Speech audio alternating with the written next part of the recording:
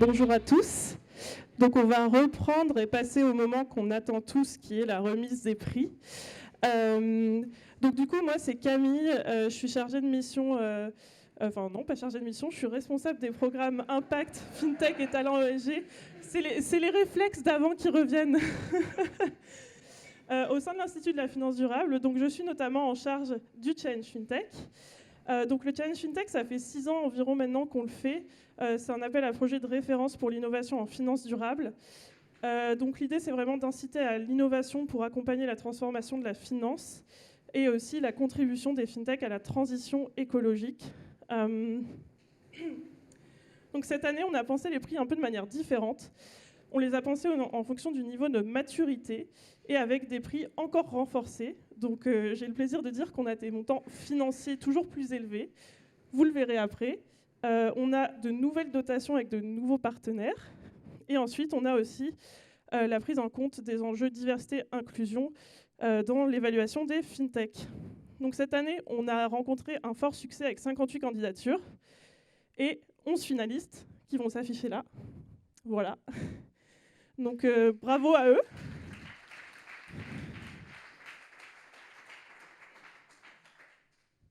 Alors déjà, bravo à eux parce que bon, 11 sur 58, c'est déjà pas mal. C'est une belle récompense et ils gagnent déjà des dotations puisqu'ils gagnent une adhésion à l'Institut de la finance durable, une adhésion à France FinTech, une masterclass de la BNP Paribas sur le financement des projets à impact, un mentorat à la discrétion des membres du jury et des places pour Change Now 2024.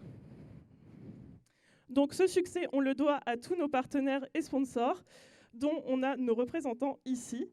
Donc je les appellerai un par un pour remettre les prix. Et on va commencer sans plus tarder parce que je sais que c'est ce que vous attendez tous. Alors, le prix Graine, s'il veut bien s'afficher. Donc le prix Graine, il vise à récompenser les entreprises qui sont en phase d'idéation ou de création. Donc parfois, elles ne sont même pas encore formées légalement. Donc en jeu, un prix financier de 30 000 €, un diagnostic impact BPI France et une masterclass cyber d'impact, donc qui consiste en des masterclass sur le business, la finance, la gouvernance, des méthodes RH, etc. Et donc pour remettre ce prix, j'appelle Cécile Goubet, la directrice générale de l'Institut de la finance durable.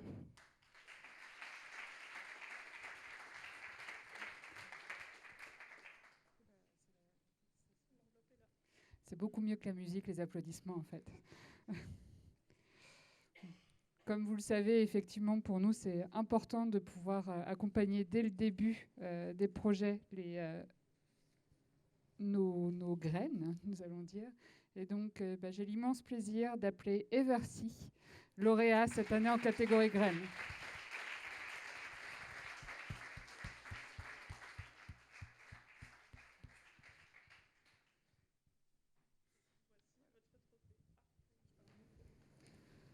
Je vous laisse le micro. Félicitations.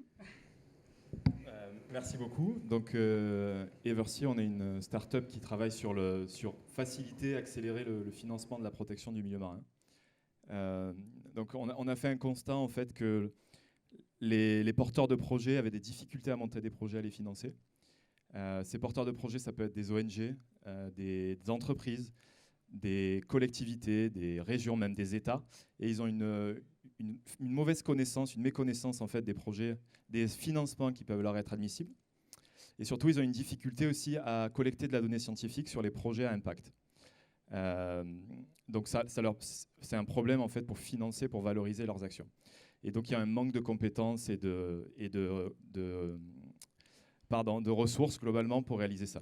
De l'autre côté, on a des investisseurs qui peuvent être des fonds à impact, des entreprises ou des fondations par exemple, qui ont des difficultés à sourcer ces projets, qui ont des difficultés à les comparer entre eux par manque de cadre, qui ont également une difficulté à faire remonter des indicateurs extra-financiers et donc qui peuvent être accusés de greenwashing. Donc c'est là où en fait Eversy intervient en proposant de la mise en relation, des solutions scientifiques et techniques pour financer les projets, pour relever ces défis.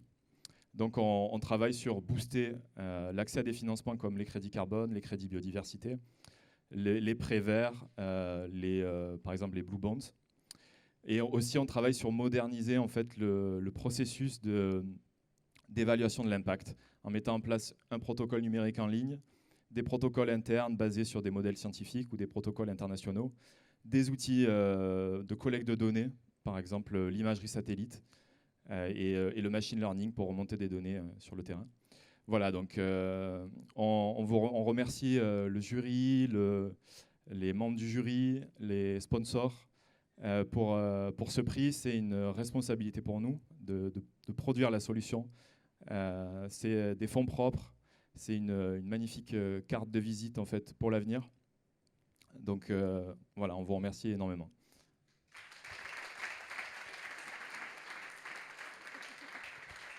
Merci beaucoup. Je tiens juste aussi à quand même nommer les 2 autres finalistes de cette catégorie. Donc Aldatou et Shango, un grand bravo à eux également.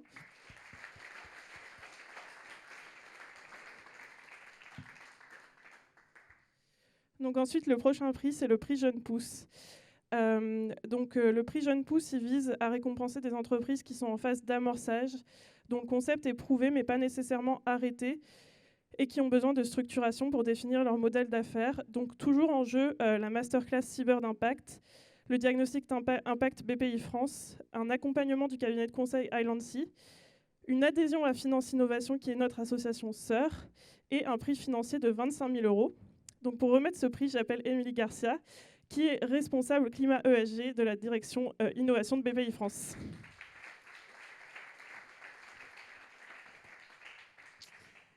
Bonjour à tous. Alors, je suis très contente d'être là, en effet, pour remettre ce prix aujourd'hui. Donc, BPI France, on est banque publique d'investissement. Donc, notre rôle, c'est vraiment d'accompagner et de financer les entreprises tout au long de leur cycle de vie, de l'antécréation, création jusqu'à leur fin de vie. Pour ce faire, on a différents métiers qui vont de l'innovation, du financement, de l'investissement, de l'international, vraiment avoir un continuum de financement. Voilà. Parallèlement, on a lancé du coup un plan climat. Il a de ça du coup en 2019 pour aller plus loin sur ces sujets justement E, S et G. De se dire, faut vraiment cet objectif de neutralité carbone 2050. Concrètement, comment on fait pour y aller? Donc, on a très rapidement 3 gros piliers. On va avoir un pilier vraiment sur accompagner aux entreprises du coup pour limiter leur empreinte carbone. Une vraiment sur comment financer la production d'énergie décarbonée. Et la troisième, comment on va financer en fait, ce qu'on va appeler les green tech, donc des offreurs de solutions innovantes, B2B ou B2C, qui vont permettre d'avoir un impact environnemental positif vis-à-vis de l'utilisateur, qui peut être donc entreprise ou client final. Dire aussi plus globalement qu'en effet, on parle du climat, on parle de la biodiversité, mais il y a aussi les sujets social, gouvernance qui sont vraiment importants. Faut aussi former du coup les entreprises. On parlait tout à l'heure de reporting, contraintes, mais moi je vois vraiment ça comme un levier, une opportunité pour aller plus loin. Il faut former les entreprises, il faut aussi former les fonds d'investissement. Encore tout à l'heure, cet après-midi, je formais un de nos fonds d'invest sur la sensibilisation CSRD, qu'est-ce que ça allait devoir impliquer, comment accompagner les entreprises et montrer justement l'intérêt d'aller vers ça. Taxonomie, oui, ça fait peur, mais c'est vraiment pour aller dans le bon sens, pour aller vraiment vers là où il faut. Et donc, pour ça, je pense que c'est vraiment le rôle de l'Institut de l'IFD, l'Institut Finance Durable, il faut que je parle moins vite, pardon, et aussi des fintech, c'est vraiment clé pour justement trouver les solutions pour vraiment aller là où il faut. Et sans les fintech, concrètement, on ne pourra pas y aller. Donc voilà, donc c'est pour ça que je suis vraiment contente d'être là. Et donc j'enchaîne avec le prix Jeune Pousse. Donc très bonne audition. On a vraiment eu beaucoup d'entreprises, vraiment de la qualité. Donc c'est vraiment été très dur de choisir. Donc vraiment félicitations à tous. Mais donc on a décidé de mettre le prix à Value Eco.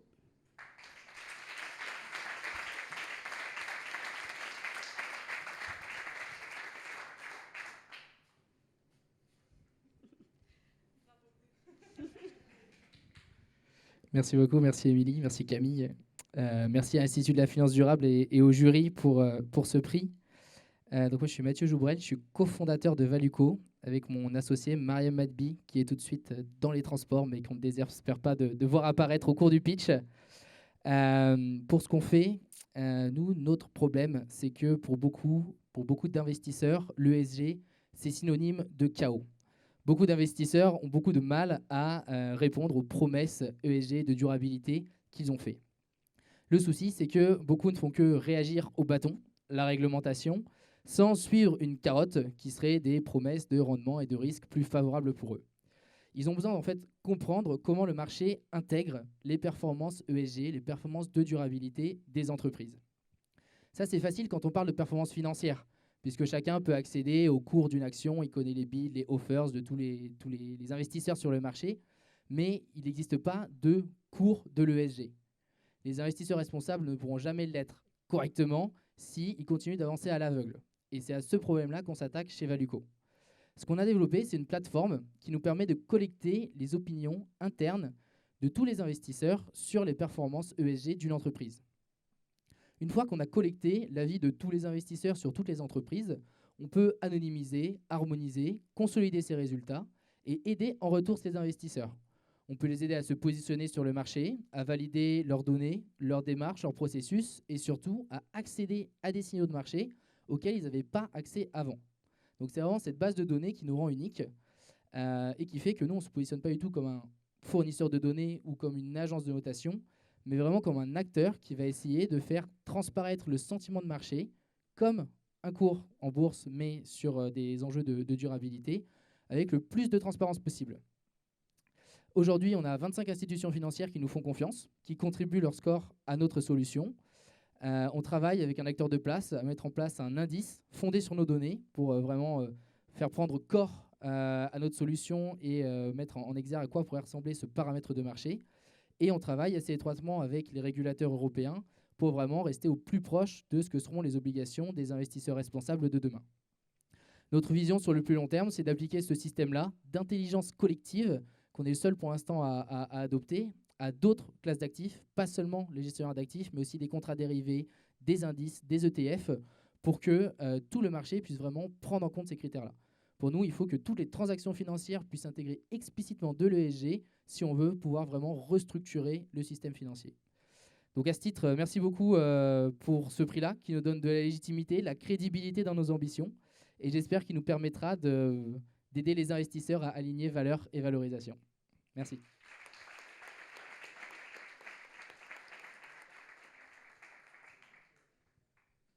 Merci beaucoup. Alors juste pareil, je tiens aussi à rappeler quand même le nom des autres finalistes qui étaient dans cette catégorie. Donc il y avait Simple et Climate Dividends qui sont aussi de très beaux projets.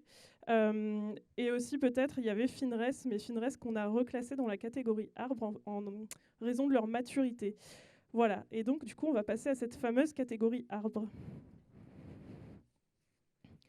Donc sur la catégorie arbre. Donc c'est en effet Mathieu Garnero qui va remettre ce prix, juste pour vous rappeler. Alors la catégorie arbre vise à récompenser les entreprises en phase d'accélération. Donc c'est des entreprises qui cherchent à se déployer, parfois à grande échelle, pour développer un modèle capable de générer du profit à long terme.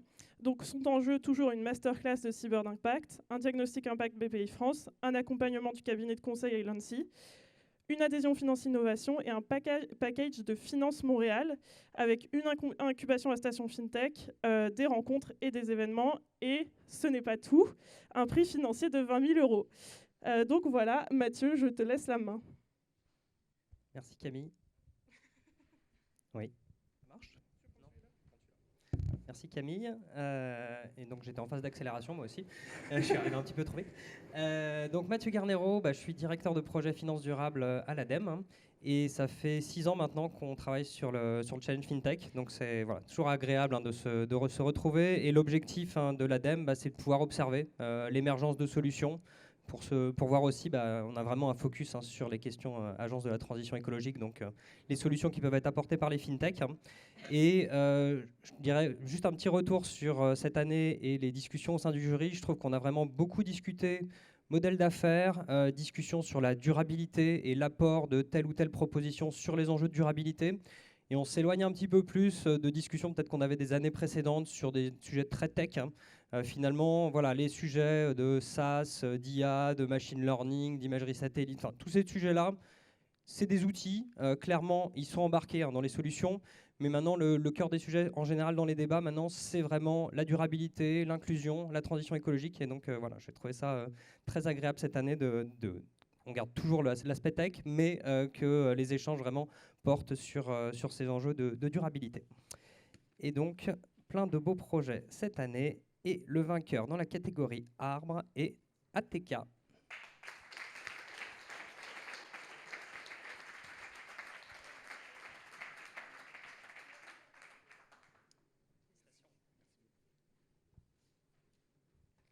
Merci. Bonsoir à tous, Antoine Poupard, je suis le fondateur d'ATK, je suis accompagné d'un de mes associés, Laurent Marbotte. Donc ATK qui est peut-être beaucoup moins connu que certains de nos confrères InsurTech. C'est une InsurTech que j'ai lancée en 2018, qui est une InsurTech qui est dédiée aux risques agricoles. C'est pour ça qu'on est parfois un peu plus confidentiel dans l'écosystème. Le problème auquel on s'est attaqué en lançant cette entreprise en 2018, c'est un paradoxe. Ce paradoxe, c'est que le changement climatique impacte déjà économiquement fortement les exploitations agricoles françaises, puisqu'on a déjà 2/3 des agriculteurs qui déclarent aujourd'hui même que le climat et que les aléas climatiques sont une source de difficultés économiques majeures dans leur quotidien. On a plus de 10 000 défaillances d'entreprises agricoles par an qui sont directement imputables aux aléas climatiques. Et le paradoxe, c'est qu'en face de cette réalité du changement climatique qui crée ces défaillances d'entreprises, on n'a que 30% des exploitations agricoles qui ont recours à l'assurance pour protéger leur core business, à savoir leur production agricole face à ces aléas climatiques. Donc c'est un paradoxe qui peut paraître étrange, mais en fait quand on interroge les agriculteurs sur les raisons de cette défiance vis-à-vis de l'assurance, alors que voilà, il y avait des offres existantes, mais le taux d'équipement plafonnait depuis une dizaine d'années à 30%, ces agriculteurs nous disent moi je ne m'y retrouve pas avec l'assurance parce que je trouve que les offres sont trop complexes, j'y comprends rien, ou soit à comprendre, soit à utiliser. Ils trouvent, pour les non-assurés, que les garanties proposées ne sont pas adaptées à la réalité de ce qu'ils vivent sur leur territoire, avec leur culture, avec leur climat propre. Et enfin, ils trouvent, ce qui est la bête noire des agriculteurs, que c'est souvent trop de paperasserie et trop de charges administratives. Au-delà de créer un risque et de créer des défaillances d'entreprise sur les exploitations agricoles, ce problème de défiance des fermes françaises vis-à-vis de l'assurance met en risque plus globalement l'ensemble des filières agricoles, de l'amont à l'aval, et met en risque notre souveraineté, notre sécurité alimentaire. Donc on a un enjeu plus global aussi qui nous incite à traiter ce problème. Et donc c'est cette asymétrie, on va dire, qu'ATK a cherché à résoudre en proposant des offres qui soient plus simples d'utilisation, plus simples de compréhension, des offres plus efficaces avec des garanties vraiment adaptées et sur mesure, ce qu'on peut faire aujourd'hui avec le digital, et aussi des offres plus proches avec l'implication de réseaux agricoles locaux tels que les coopératives agricoles pour co-construire et porter les offres sur le terrain. On fait ça en mobilisant principalement une forte expertise technique, agronomique et une technologie propriétaire. Donc c'est les deux techs de ATK. Le sens d'ATK, c'est il y a un A, c'est l'agriculture, il y a l'autre A, c'est l'assurance. Donc on veut réconcilier l'agriculture et l'assurance grâce à l'expertise technique et grâce à la technologie. C'est un positionnement qui a plutôt trouvé son public, puisqu'aujourd'hui ATK, qui a été lancé en 2018, est déjà le 3e opérateur de son marché. Et je vous disais que notre sujet était d'augmenter le taux de recours à l'assurance. Donc notre cible a toujours été et est toujours les non-assurés. Et aujourd'hui, 80% de notre portefeuille est constitué de primo-assurés, donc des agriculteurs qui n'étaient pas assurés avant de s'assurer chez ATK. Et puis, vu qu'on ça a été évoqué soit entre les lignes, soit dans les lignes, lors de la table ronde et lors de cette remise de prix, si on parle de finances tout court, on vient de clôturer en juin 2023 notre 2e exercice rentable, ce qui devient un peu le nerf de la guerre dans notre écosystème de start-up. Donc voilà, je remercie l'Institut, je remercie les membres des jurys et les partenaires pour ce prix qui nous fait extrêmement plaisir. Merci.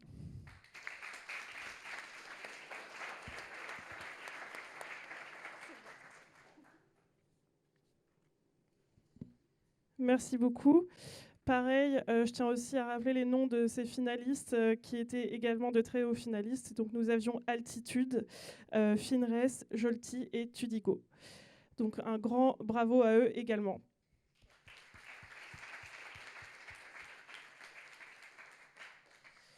Alors maintenant, nous allons passer au coup de cœur du jury. Donc nous, dans le challenge, on a un système où en fait, le jury peut récompenser des startups finalistes qui correspondent aux besoins de leur secteur, aux besoins et aux valeurs que le sponsor porte. Donc le premier coup de cœur, c'est France Assureur. Donc ce coup de cœur France Assureur, il vise à récompenser un finaliste dont l'activité peut contribuer au secteur de l'assurance.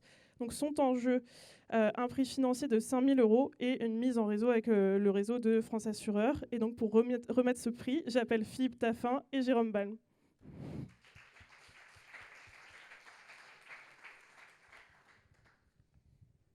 Merci Camille. Bonsoir à tous. On est très heureux de se retrouver ici pour la deuxième année consécutive, puisque France Assureur est partenaire du Challenge FinTech for Tomorrow pour la deuxième année.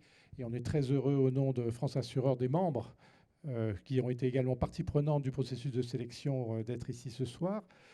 Alors, la transition écologique, c'est évidemment un enjeu absolument crucial, clé pour les métiers d'assurance. On en a parlé lors de la table ronde, notamment au travers évidemment de tout ce qui touche les biens et les services, et les biens et les personnes que nous assurons à travers effectivement nos différents contrats d'assurance vie, mais aussi à travers les enjeux financiers des investissements que nous portons.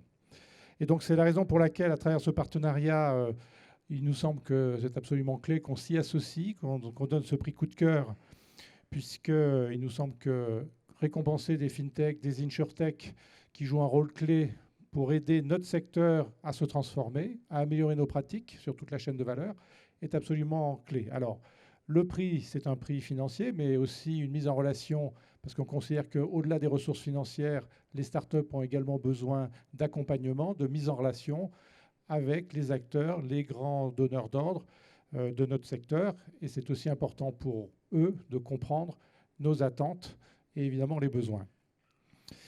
Alors, j'ai beaucoup parlé. Je pense que tout le monde est impatient d'attendre le lauréat du prix coup de cœur France Assureur. Alors là, pourquoi j'ai celui de Société Générale? Il ne faudrait pas se tromper. J'ai failli faire une bourde. Alors, le prix coup de cœur France Assureur est Eversi.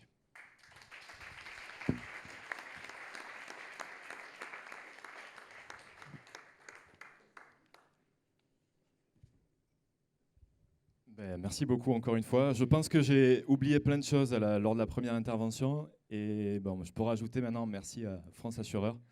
Et merci aussi à nos partenaires. On a TNP qui nous soutient. On a le CNRS, on a des experts du CNRS qui nous soutiennent aussi depuis le début et qui nous aident à construire la solution. Et ils ne sont pas là, mais j'imagine qu'ils nous entendent un peu par la pensée. Voilà. Merci.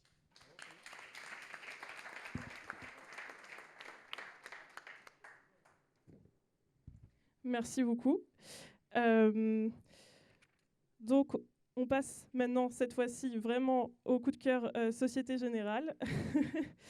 Donc, pour le coup de cœur Société Générale, il vise à récompenser un finaliste dont l'activité peut contribuer au secteur bancaire. Donc, pareil, en jeu, on a un prix financier de 5 000 € et une mise en relation avec le réseau de Société Générale. Et donc, j'appelle Aurélie Gillot pour remettre ce prix. Alors, juste pour dire que c'était un vrai plaisir de participer à ce challenge. Beaucoup de discussions super animées avec tous les membres du jury, des super pitchs de tous les candidats. Et donc, il nous a fallu choisir, donc c'était pas facile. Et notre prix coup de cœur, on le remet à Altitude.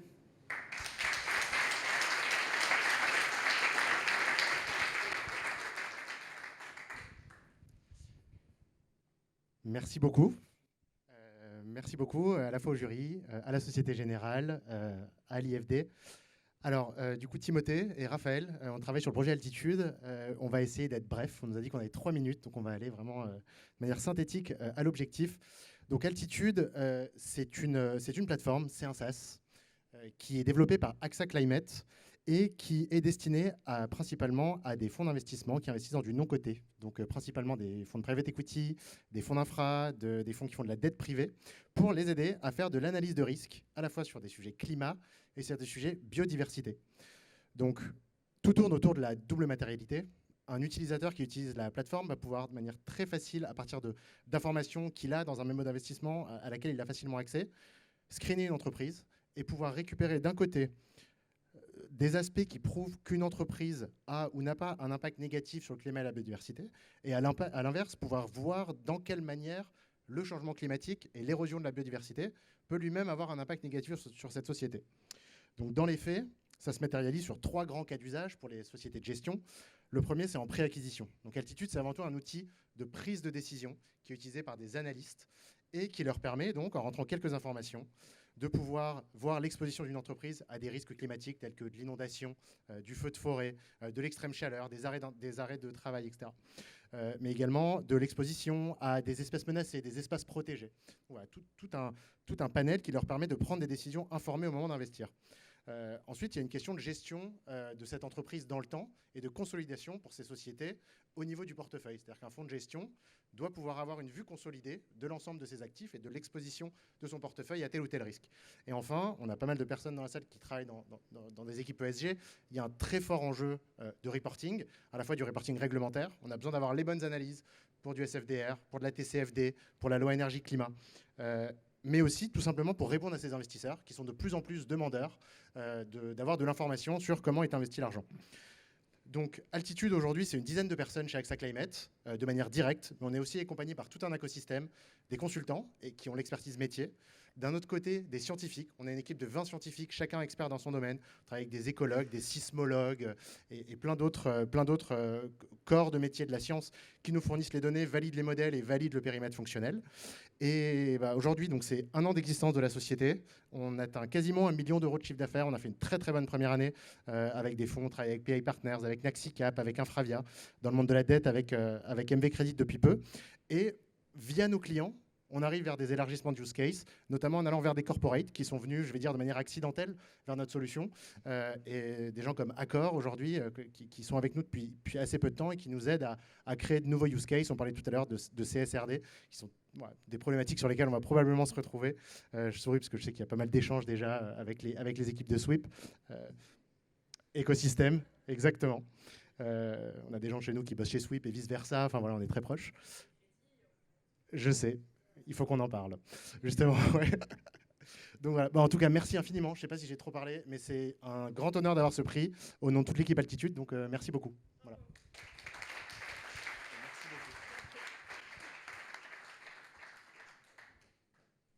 Merci beaucoup. Donc on passe au dernier coup de cœur, c'est le coup de cœur du Climate Finance Fund. Le coup de cœur du Climate Finance Fund vise à récompenser un finaliste dont l'activité peut contribuer à la stratégie d'investissement climat du fonds. Donc sont en jeu un prix financier de 5 000 € et des mises en relation avec le réseau du Climate Finance Fund. Alors aujourd'hui, on n'a pas malheureusement la représentante du Climate Finance Fund, Marilyn Waite. Donc du coup, j'appellerai Souba Brunel qui va parler en son nom, la cofondatrice des Impactrices et qui sera la porte-parole du Climate Finance Fund.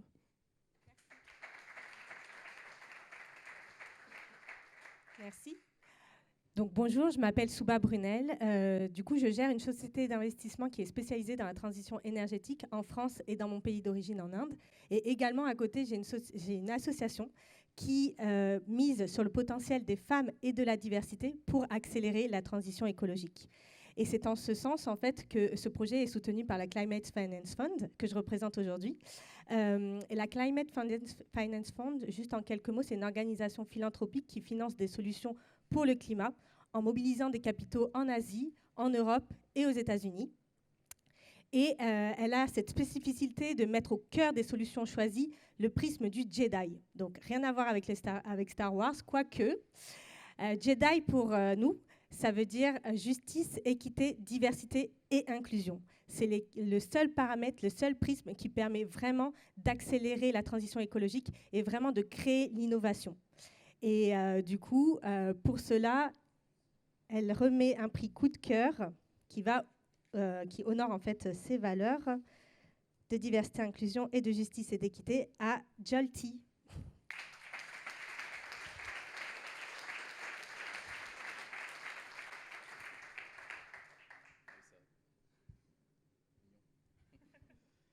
Bonsoir à tous.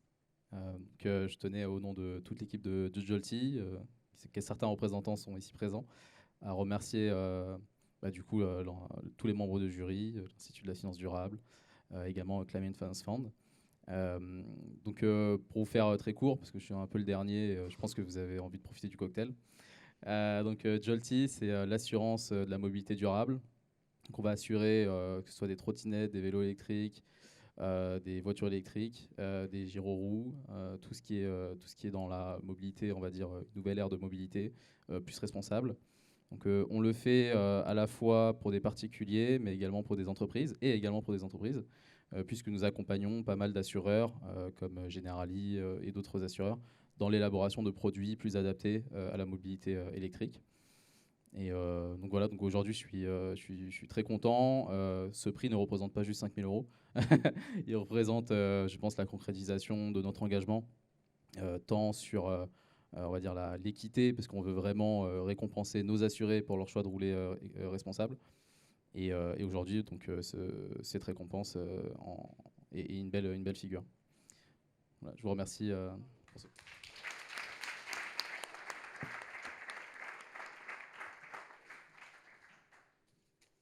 Alors, je suis arrivée au bout de mes enveloppes. Il n'y en a plus, malheureusement. Mais du coup, je voulais d'abord dire juste un grand bravo à nos lauréats et à nos finalistes.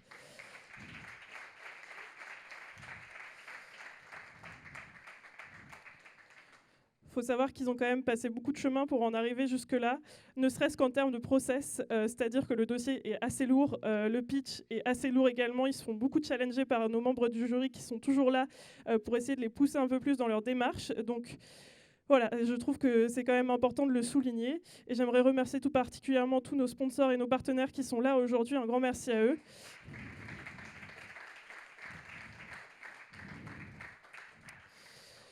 En particulier, j'aimerais aussi remercier France FinTech, avec qui on organise cette cérémonie de remise des prix dans le cadre de la French FinTech Week.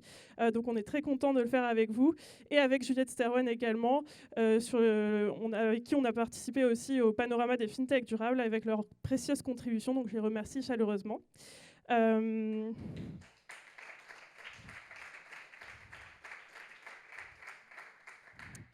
Alors, si on clôture la remise des prix aujourd'hui, par contre, on ne clôture pas tous les événements liés au challenge. Le challenge, on essaye de le faire vivre dans la durée. Comme on l'a dit tout à l'heure, l'idée, c'est que ce soit un écosystème pour nos startups. Donc, vous allez pouvoir nous retrouver pendant les événements, les Happy Hour FinTech notamment, qu'on fait durant l'année. On vous attend également nombreux pour l'année prochaine, pour l'édition de 2024. Et puis, on vous retrouvera très rapidement. Et je vous laisse sur ces belles paroles. Et je remercie encore une fois de plus nos partenaires. Un grand bravo. Et merci à tous d'être venus.